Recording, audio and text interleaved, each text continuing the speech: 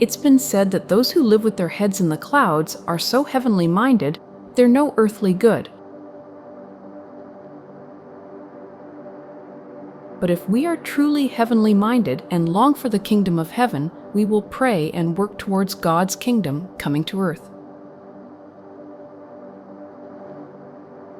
For isn't that what our Lord instructed us to pray for? Your kingdom come, your will be done on earth as it is in heaven.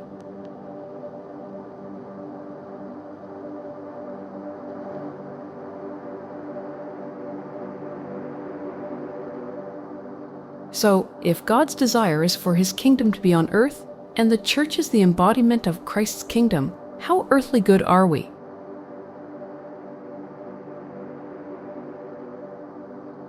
Do we value the place and space that God has given us, and use it to welcome and bring others into Christ's kingdom?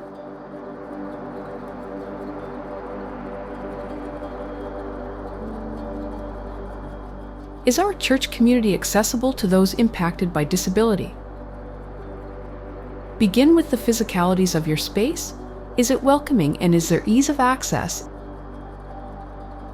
Is it ADA compliant, or better yet, not simply ADA compliant, but is it ADA compassionate?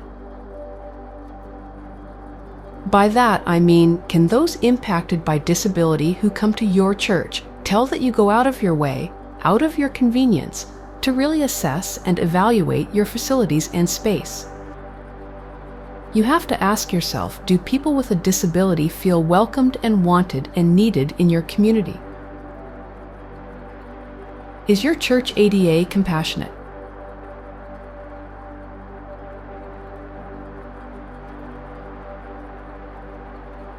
From there, survey and evaluate your Sunday services.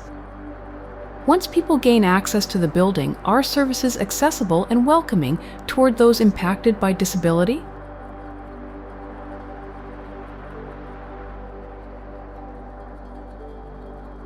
Think about designated seating for those with wheelchairs, mobility between rooms and buildings, and even sound and lighting during the service for those who may be deaf, blind, or have difficulty processing sensory information.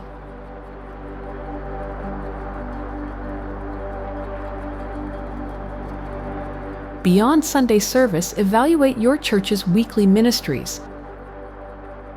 Are those with a disability attending any of these ministries? Are they welcomed, wanted, needed? Do they have access to these ministries? If there is a group on Wednesday nights, do parents who have a child with cerebral palsy feel welcome and have access to youth group? Be specific in your evaluations. Try to see and feel from someone you know who lives with a specific disability.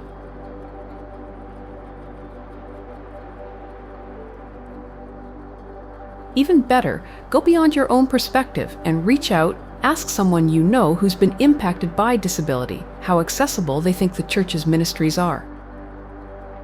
Many who live with disability already feel like outsiders and an inconvenience. Instead of being reactive, assess how your church can be proactive to make your church more accessible to those living with disability.